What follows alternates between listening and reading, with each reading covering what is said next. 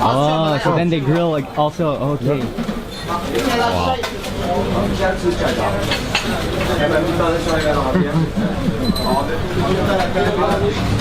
Wow, that is right off the fire.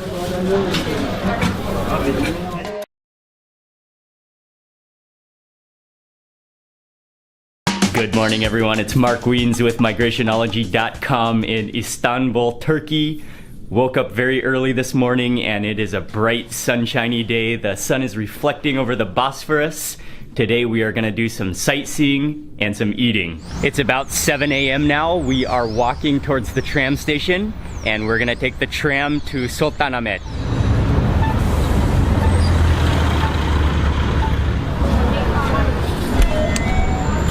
Yeah. 3. Pass. Ticket sales menu. Please take your card from return tray below. We made it to Kabatas tramway station and figured out how to buy our tickets. It was pretty easy and we are gonna load onto the tramway now. Or this one is already closed? This one's already closed? Oh, Vadaya. Oh, you pressed the button. Okay, we made it onto the tramway.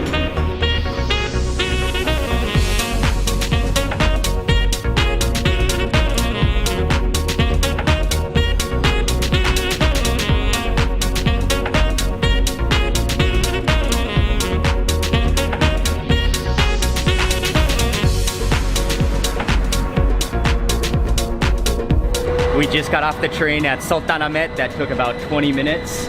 And this is the area, this is a neighborhood within the Fatih district of Istanbul. And it's one of the most famous, most important areas of Istanbul. And some of the most well-known attractions are located in this area.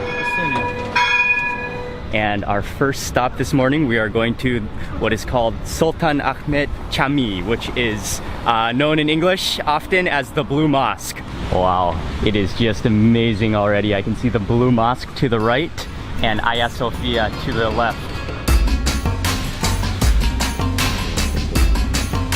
The view from the outside is spectacular.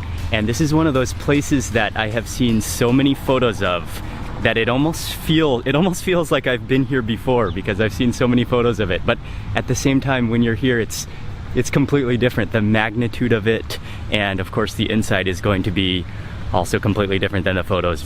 Oh, and stepping into the main courtyard area. I think we came at the perfect time though.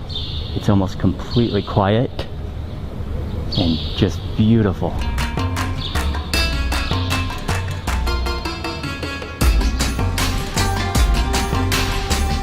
We arrived a little bit early. It's still not open to the public yet. We have about 30 minutes, but I'm just enjoying this courtyard. It is absolutely spectacular. I think we're gonna take a look at the hippodrome first, and then we will come back in about 30 minutes to go inside. Hello, how are you? You are the hippodrome dog. Right outside of the Blue Mosque is the Hippodrome of Constantinople. And this is an open square area. Hippodrome means the horse path. And so this area is also often called the horse square. The obelisk is made from pink granite and with some Egyptian carvings on the sides of it. And it looks almost new. It's so like perfectly well kept. And then on the base of the obelisk, you will see some different carvings. You can see Theodius the Great, as well as some of his family, which are carved into the base.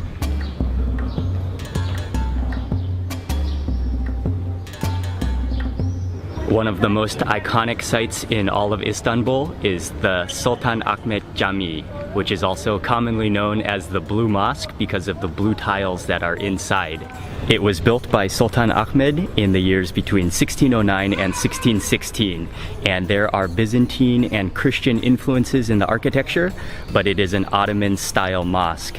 And there are 5 main domes, 6 minarets, and then 8 smaller domes which support the entire structure. It is just a spectacular sight. It's 8:30 a.m. They have just opened, so we are entering right now.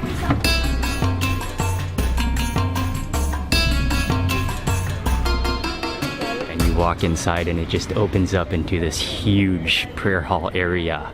And Within on the ceiling, within the domes, there are over 20,000 handmade ceramic tiles. Some of them have kind of floral and cypress designs, and then it contrasts the red carpet which is on the floor. But this is just an amazing sight, just giant columns, and what I really like is you can see all of the domes as well on the inside. There are also dozens of ancient chandeliers, and there are over 200 stained glass windows.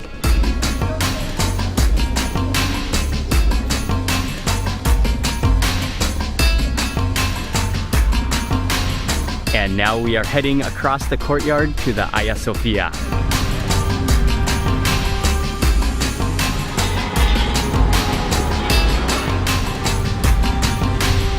And it started off as a Christian basilica, and then it became a Roman Catholic cathedral, and then it became a mosque, and now present day it is a museum. But there is just layer upon layer of history. They didn't allow me to bring my microphone inside, but they said video is okay, so the audio might not be so good, but we are entering into Hagia Sophia now.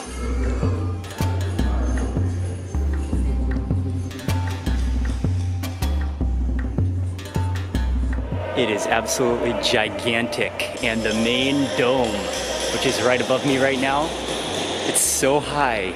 They are doing some construction in here right now, so there is scaffolding on one side, but that doesn't take away from the magnitude of this place, and you can just feel the ancient history in here.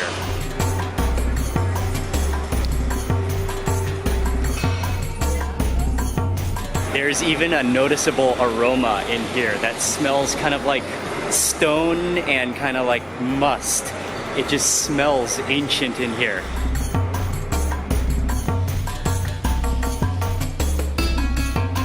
Along with the dome and the entire Hagia Sophia, one of the things that I've noticed is the floor, which includes just giant pieces of marble. Just imagine how many thousands and thousands of people have passed through this same door and walked across this same stone, and you can see it starting to slump. We are now heading up to the upper gallery. Cool, and entering this feels like we're underground here.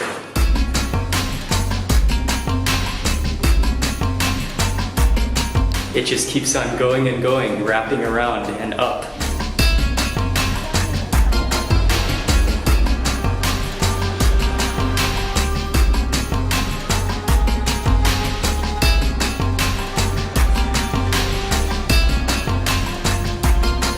I'm gonna go look out this window, and I think you can get a nice view of the Blue Mosque from here.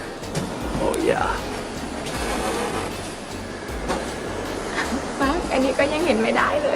Hagia Sophia is a place that I have dreamed about visiting ever since high school when I took a course on Western civilization. So I'm extremely glad to have had the chance to visit. It was amazing. When you come to Istanbul, you do not want to miss seeing both the Blue Mosque and Hagia Sophia. We are now walking over to the Topkapi Palace.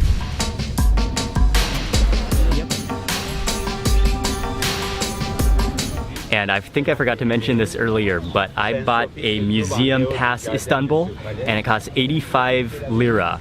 And it is valid for many of the museums, and it's valid for 5 days. So even we entered into Hagia Sophia, and now we're going to enter into the palace. Each of those entrances on their own are 40 lira, so with the card, that's just an extra little bit, and it also allows access to many more museums. So if you're planning to visit many of the museums in Istanbul, it's a great way to save some money, and also it allows you to bypass the lines for tickets. The entrance of the palace really looks like a castle with 2 towers and the doorway right in the middle.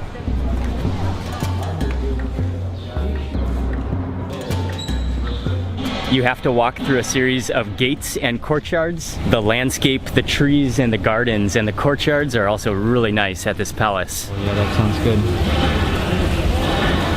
The entire palace area is huge. You can definitely spend a couple of hours just walking around the courtyards and the gardens, and then going into the different rooms. And now I am out here. This is the 3rd courtyard, I think, and there's a nice view overlooking the Bosphorus.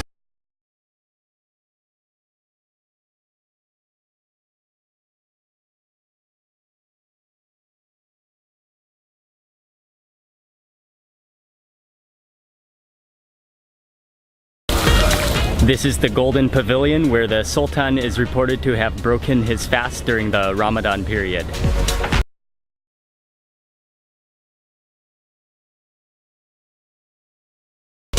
For our final stop at the palace, I am in the Imperial Harem, which is an area of the palace that was reserved exclusively for women. And this is supposed to be one of the highlights of visiting the palace. What's already amazing just entering is the tile work and the preservation of the tiles.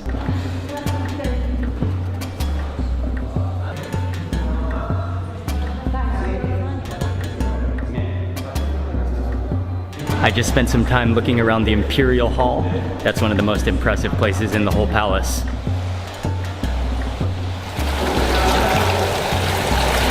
That was the perfect way to end this tour of the palace. That was definitely the most impressive part of the whole palace. It's so well preserved, and it's a lot bigger than I thought it was going to be. You just keep walking through the hallways and the rooms and passageways, and the tile work is especially just, yeah, you just have to admire it.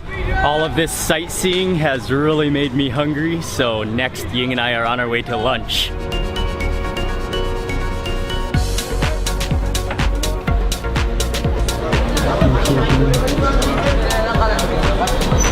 For lunch today, we walked over to a restaurant that is famous for serving jaw kebab, which is on a horizontal spit, and I think I may have gotten the best seat in the entire restaurant out here in the alley, but literally right behind me is the spit of meat. He is carving the meat, so I'm getting like meat aromas from behind me, and it smells unbelievable. They are using real fire to cook the meat, and it's just sizzling. You can see the fat and the juices actually like bubbling on the skewer of meat. It is a pretty packed environment here for lunch, and I ordered up the special.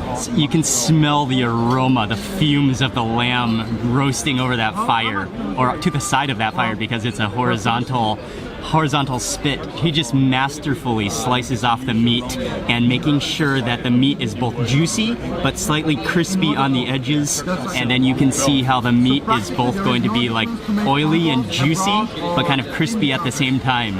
And also serve it with bread and a roasted chili as well as onions, and we got a couple of side dishes as well, but I just first have to immediately taste that meat with nothing on it. Get some of that meat. Oh, just look at this. Look at this thing of beauty. Monday night. Oh yeah. That is stunning. It's so nicely salty, but that really brings out like the oily flavor of the real lamb. And then it's not like a fall apart tender texture, but it's very tender to chew, but it does have a little bit of a texture to it. Wow, that's incredible. Now onto the bread, and what I see most people do is you grab, this is a very thin bread. I'm gonna leave it to the half, and what I'll do with the rest of that skewer is I will put all of the rest. I think you can kind of just wrap it up like this and pull off all of that meat. Slide it all out, put this on the side. I'm gonna actually add in that whole chili,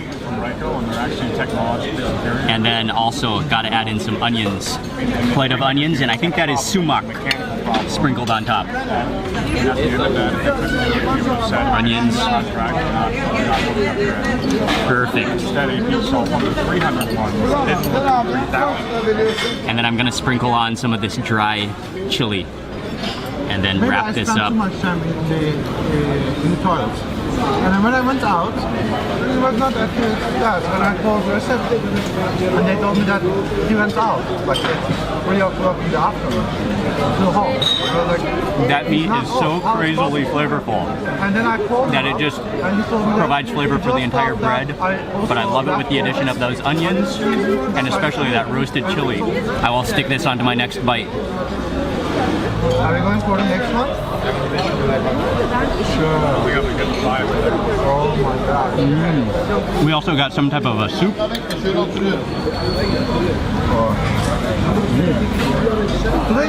think that's like a lentil soup. It's like I think it's like a lentil puree. We also got a mixed salad. There are tomatoes in here, and cucumbers, and parsley, and chilies. And I hate waiting.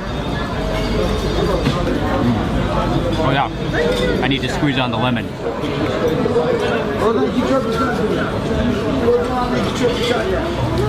ahead and remove the skin. I don't think you're a fan of the skin. You're not a fan of the skin. I mean, I can have. I don't like it. Still. The tomatoes in Turkey have been so good. For my next roll, and you can order more skewers of meat as well. I'm gonna double up on the meat. Wow. And next skewer. What I love so much about this meat is it is the absolute perfect ratio of fat and meat. So it's soft, but it's not too soft. And then it is just packed with flavor. And that saltiness really brings out the flavor of the lamb. It's unbelievably good. I like to go heavy on the onions as well. May as well go for all the onions. This is going to be a thick one. Add some of this. Like a dream. And I think this is might be a combination of both tomatoes and red chilies. But it's very fragrant, a little bit spicy, and fantastic. And then I got to sprinkle some dry chili on here as well. And then another half of chili here. This one is pretty big, but this is going to be fantastic.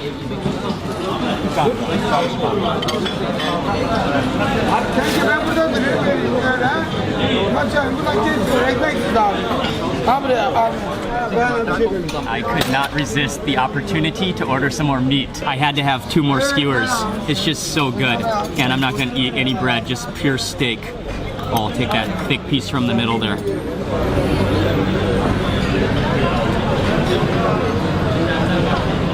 That meat is spectacular.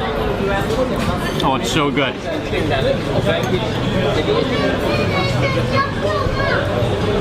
Yeah. I think I'm in love with the grilled meats of Turkey. That was fabulous. And this is their very famous dessert here. I'm not sure the name of it, but they only serve one dessert, and you can see walnuts in the middle, and it looks like almost little noodles on the outside, and then it looks like a sweet kind of syrupy dressing.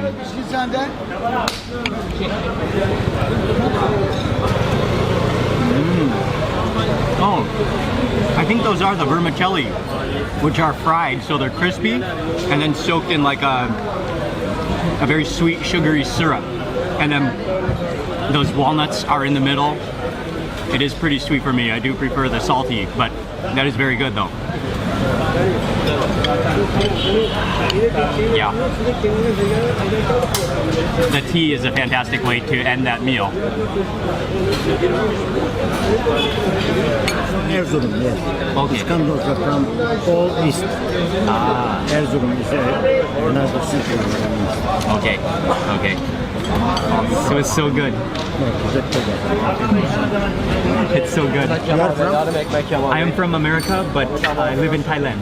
Thailand. My wife I was also in is Bangkok. from Thailand. Oh, okay. Sawadee Cup, you know, I know. Yeah. The best So, char kebab char from kebab. Istanbul. You are now sitting.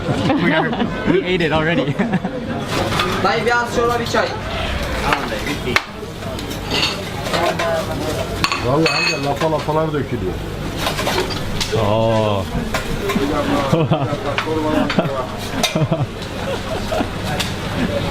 Very nice. Oh, so then they grill like also. Okay.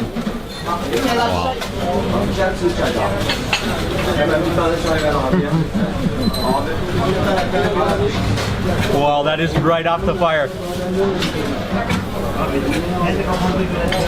Oh, that is stunning. That is amazing. Thank you. That is right off the spit. Erzurum cağ kebap. Erzurum cağ kebap. Sağ ol, hoş geldin. Wow. That literally just melted in my mouth.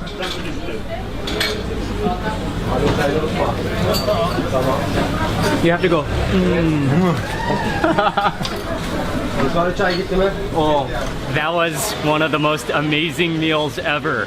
The food was awesome, and the people eating there were also amazing. We met one man who sat next to us eating, And so the tables are lined up, so you inevitably need to sit next to someone because it's always busy.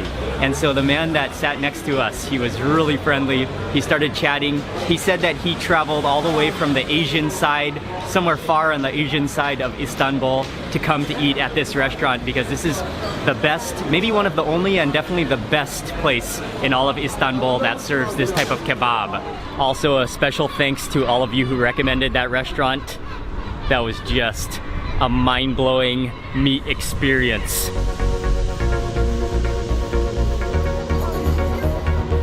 The next place we are going today is the Basilica Cistern. The Basilica Cistern is one of the many underground cisterns in Istanbul, and this one that we're gonna visit, it's located right across the street from Hagia Sophia. It's really dark and kind of feels damp and musty down here. This was an ancient cistern that dates back to the Byzantine period, and it was commissioned by Emperor Justinian I in the 6th century. Although there are many underground cisterns in Istanbul, this is one of the largest, and it is a water storage facility. It measures 70 meters by 140 meters. I have read that some people find it spooky, scary in here, and some people find it kind of romantic. What are you thinking? Is it scary or romantic? Both. Both at the same time? Mm-hmm. It definitely is a little bit spooky.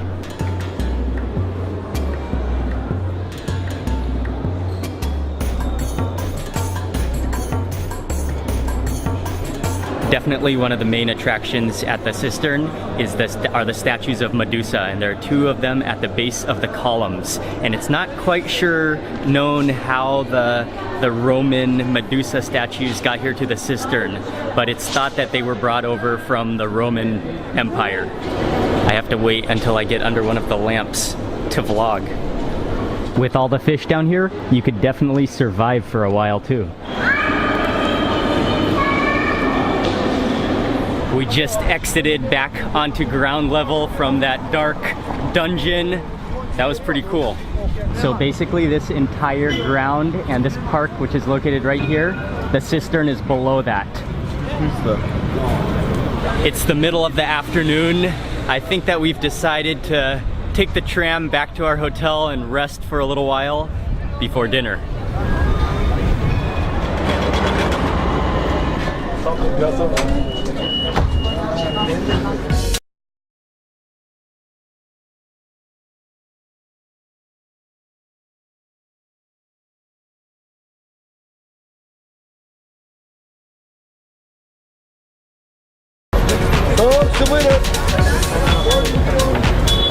We rested in the hotel for a little while and now back out walking, and we're heading over to an area called Beşiktaş for dinner.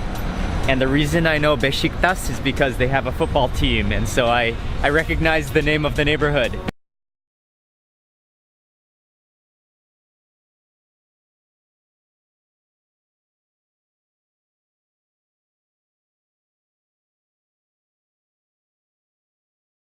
We arrived to the restaurant. This place is called Balkan Lokantasi, and this is a very popular restaurant in a very busy area of town, and it is cafeteria style. So actually we've had to line up because there are so many people here, and we are getting in line, and then we're gonna order whatever looks good.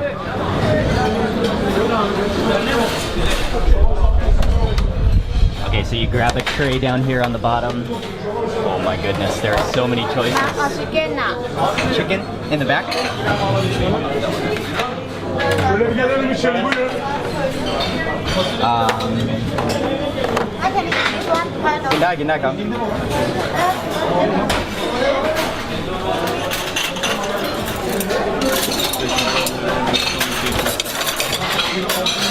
This is the type of meal that is my favorite to eat in Thailand. It's called khao gang, which means rice and curry. And they have all of the different dishes prepared, and you just get rice and you choose the different dish that you want. That's in Thailand. But this is the Turkish version of that. You grab a tray and they must have at least 2 dozen, maybe 3 dozen dishes available. You just point and choose to the dishes that you want, or if you know the names, you choose them, and then you put them on your tray. You just walk through the line, your tray gets pushed down the line, and then you pay for whatever you eat. And I made a little bit of a mistake because it was so busy and so kind of like rushed to order that I didn't really know what I was ordering, so I just pointed to a bunch of dishes, and so I may have gotten a little bit too much food, but I think that's okay. It looks fantastic, and I'm getting ready to dig in. This is an awesome restaurant.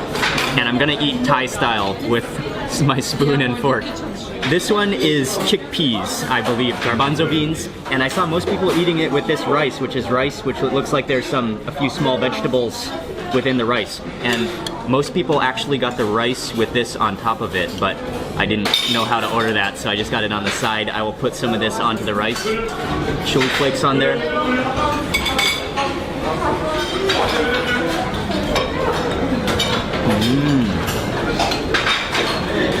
That's like a slightly spicy, tomatoey chickpea stew. That's just like good classic beans and rice. I think this one is yogurt with eggplant. I think that's yogurt. And, oh, are there roasted chilies in here too? That is a very, very creamy, I think yogurt, and very rich. And then there are pieces of roasted eggplant. I think there might be potatoes in here, and maybe some tomatoes as well. And I think this one is another salad, maybe with yogurt and some kind of green vegetable. That tastes like spinach just flooded in yogurt. That is nice, that's very cooling. Okay, next dish, and this one looks fantastic.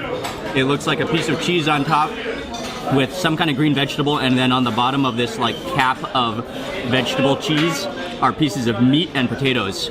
Wow, this is like a complete meal dish. At least one that goes with all the dishes.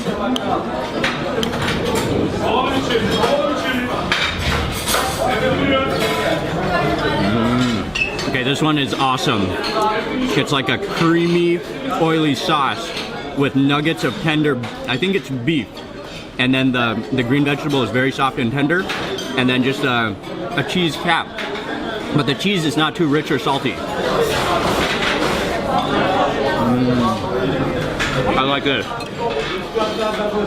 And I think this should be eaten with rice. It's either, maybe it's beef? I'm really not sure.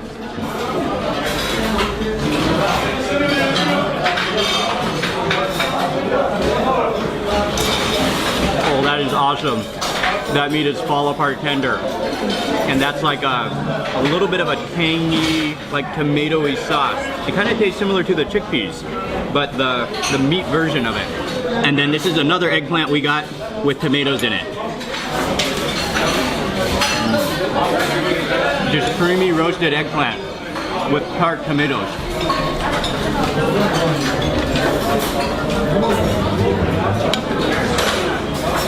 I am pretty stuffed after eating that meal. That was a lot of yogurt. I don't know if I've ever eaten so much yogurt in one meal in my life. But that was some really good food. That tastes really like homemade, home cooking actually. And this restaurant has just continually, the line has never stopped the entire time I was eating in here. And actually it's gotten longer. People just keep flowing through this restaurant. And this is a quick place to chow down. I would have loved to come to this restaurant when I was in university when I could eat more than I can now. But that was a wonderful meal. Thank you to all of you who recommended this restaurant. I'm gonna end the video for today right now. I think we just gotta walk back to the hotel and I need to walk off this meal. Thank you all for watching this video. Please remember to give it a thumbs up if you enjoyed it. Leave a comment below. It has been an amazing full day in Istanbul, and it's been sort of a tour of some of the main attractions, some delicious food, and I will see you on the next video. Thank you again for watching. Ying, can you see anything? Ying is looking right into the piece of wood, but I'm getting a nice view of the Bosphorus. Do I look like a ghost? My mom. Okay.